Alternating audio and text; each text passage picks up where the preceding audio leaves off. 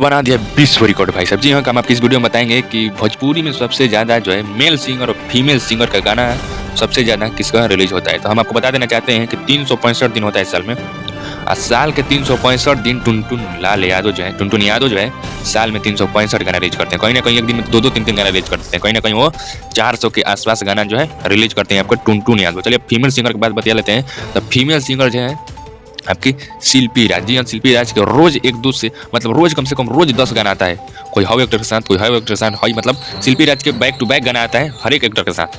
हम आपको बता देना चाहते हैं कि शिल्पी राज जो है अभी तक साल में 600 गाना रिलीज करती हैं। जी हाँ, रोज उनका अकेला भी आता है, विजय चौहान का भी आता है, खेसारी लाल यादव, टुनटुन यादव, अब कितने अनेक भोजपुरी में गायक हैं उनके साथ रोज गाना आता है शिल्पी राज यादव। कम से कम शिल्पी राज यादव का 15 से 15 गाना विश्व आता है रोज।